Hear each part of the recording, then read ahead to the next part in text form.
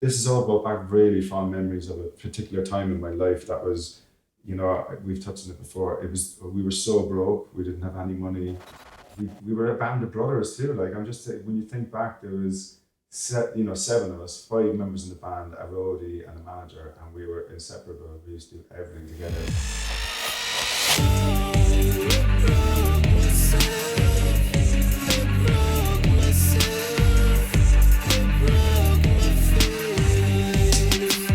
You're doing it out of love for the music, not because there's any money to be made in it.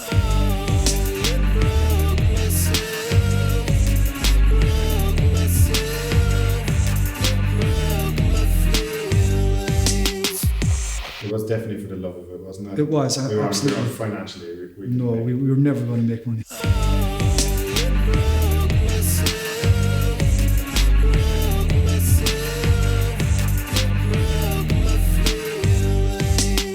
You give it back for a heartbeat, wouldn't you like to go back like that?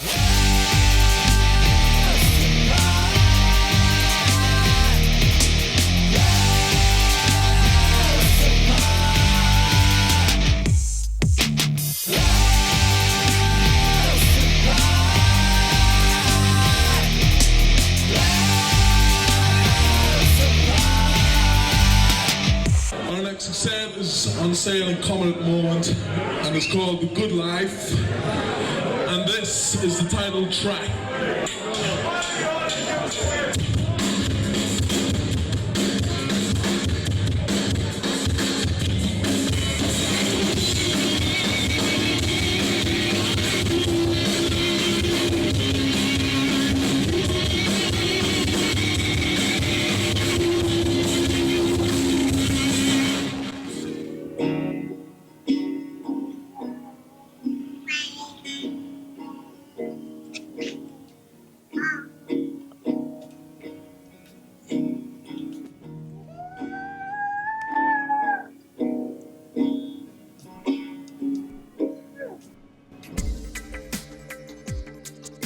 My father had a big influence on me getting started in the music industry.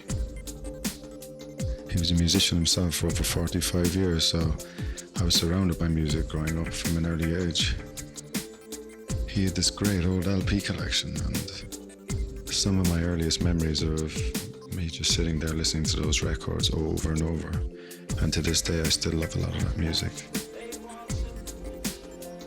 He only ever got to see me play live once, and even though he was shocked by what he saw, he said he got what I was trying to do, and he was proud of me for following my dreams. My first stage performance was, I was 7 years of age. It was live on national TV. I remember bawling my eyes out at the side of the stage, not wanting to be there, terrified.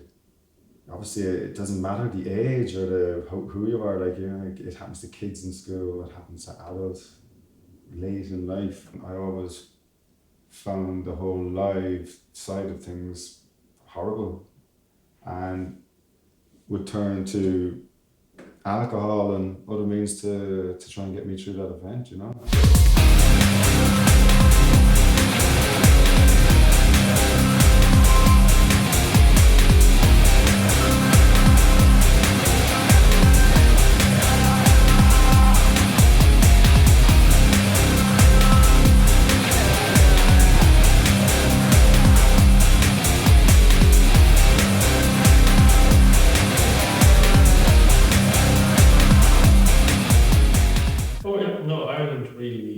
Was a hotbed for music at the time, but at that time in the late 80s, early 90s, Ireland was a very poor country. Yeah. You know, we were just coming out of recession again, and nobody had money. Thanks very much. As you might know by now, we're Mr N.S.F. Hope you're all enjoying the Cork Rocks.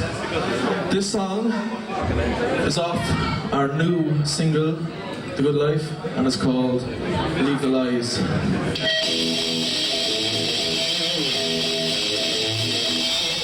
Live music especially was so big for youth culture back then. Either you were in a band, or you wouldn't be in a band, or like DJs really weren't what they are now at all.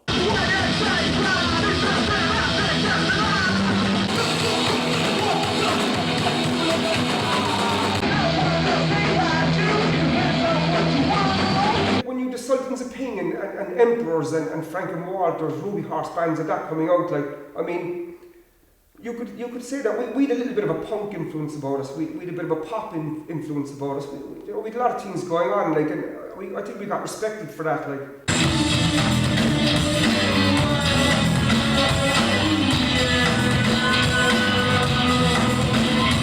Myself and Kieran Conway used to be jamming together. He's the bass player and I was a drummer, and we used to roll his amp down the hill to my place, to my front room.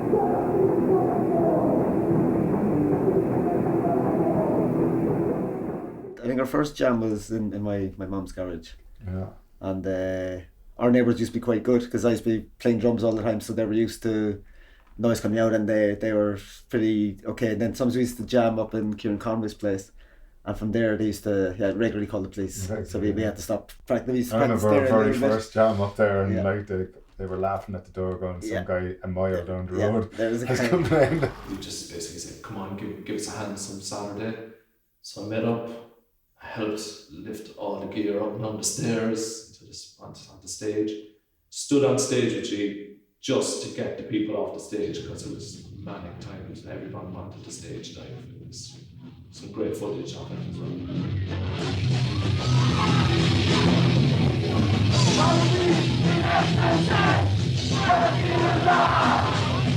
Our first proper gig, I'm not sure the exact date, but it was 88, 30 years ago this year.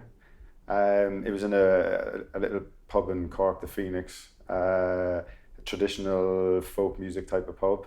We were a 5-piece band crammed into the smallest stage you'd ever seen. It was hilarious. And then things just got really out of hand. The crowd were very young, very drunk, boisterous, and then the owner just walked on stage and he said,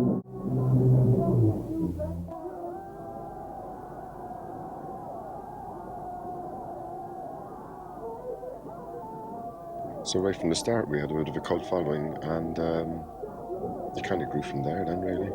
Let's rush it up! Come on!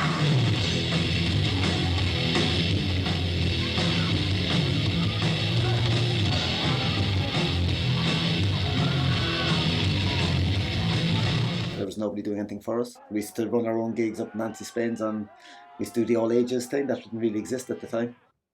And us and a few other bands would play there, and we'd organise it, and we'd do the door, and we did everything. You know, there were our own posters, and it was all very much do it yourself. It was the days when we couldn't get served in the pubs because we were 16.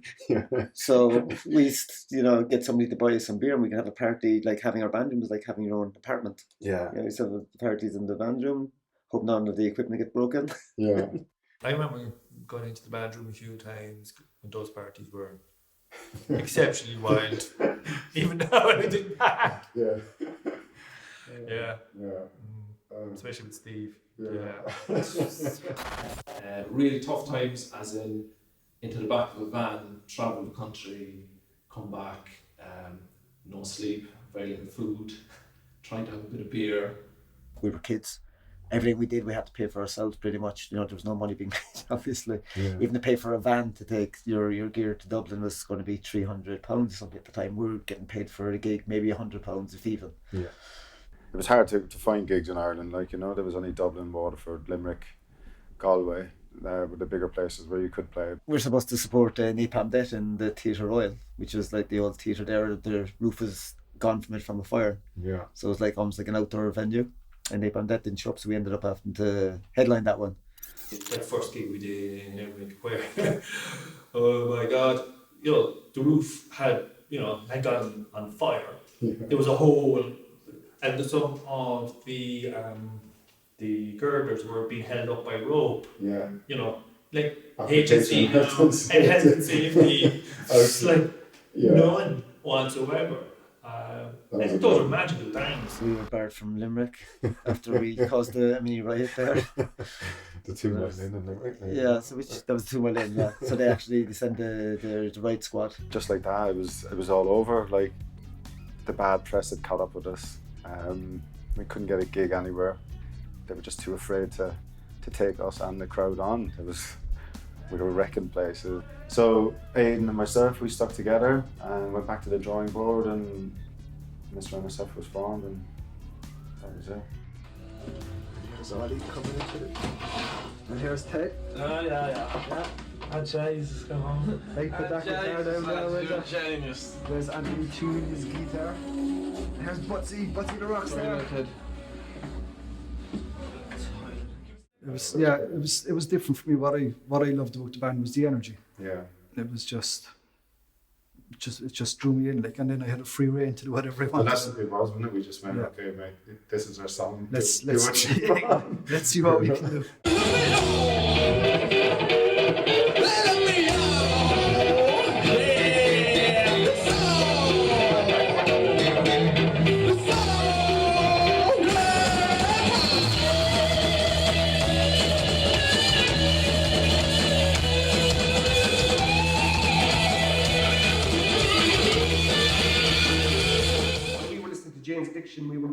We were doing all the things I shouldn't be talking about on camera, and we were kind of getting a bit more chilled out, like, and we were listening to the Chili Peppers, we were listening to all different types of stuff, like Ty was into blues, and we did a lot of, I suppose, messing around, sitting back, getting bombed, playing music, and it just goes from there.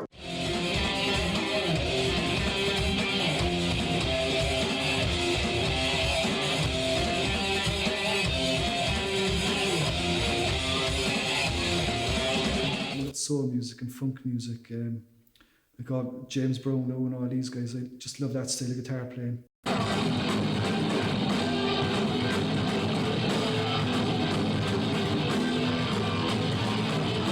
We had a couple of songs that were fairly funky in our set, and I was able to bring that influence into it. So I lived in Indonesia, and then I moved to Singapore. And then growing up in Singapore, the government were very they thought that heavy metal was the devil's music. I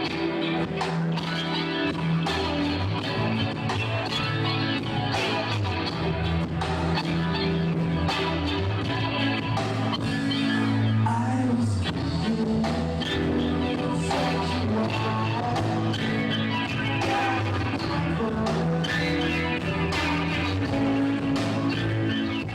to Ireland when I was 16. Yeah. 16, and I think that's when I met you.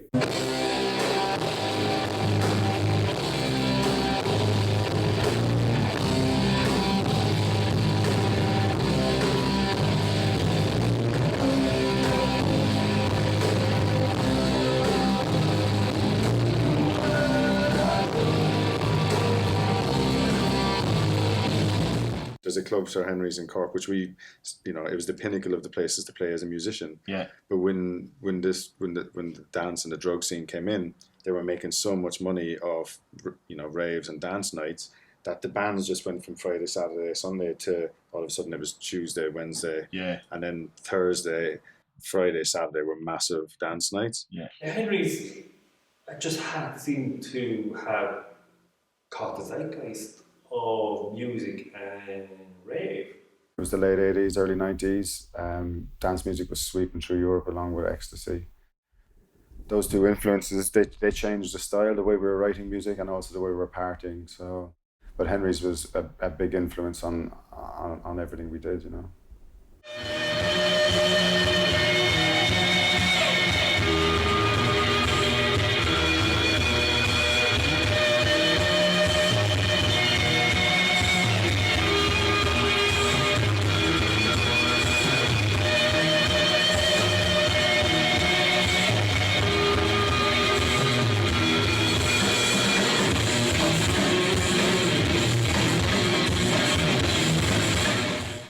Money. We would be the biggest waste on the planet to have any money. What would we have done with money? Fuck's sake, Pablo Escobar burnt it in the fire, keep ourselves warm. That's what we do with the money, man.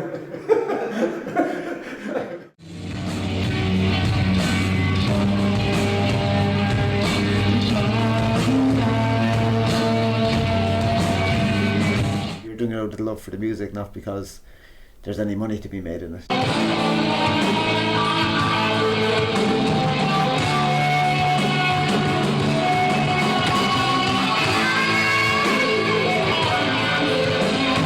For the effort that we put in, we got very little return. Now we had a lot of respect from a lot of the other bands around the place because we were a bit different. But It was definitely for the love of it, wasn't it? It was, We weren't absolutely. financially. We No, we were never going to make money.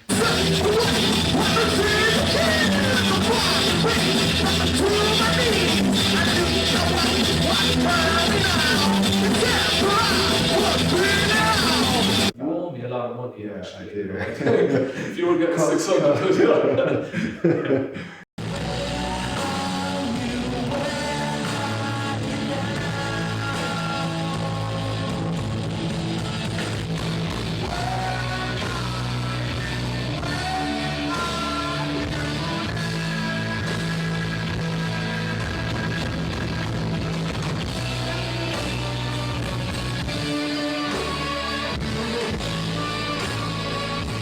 Playing the gigs were the enjoyment in themselves, you know. And we played with lots of great bands as well, down through those couple of years as well. We made lots of great people.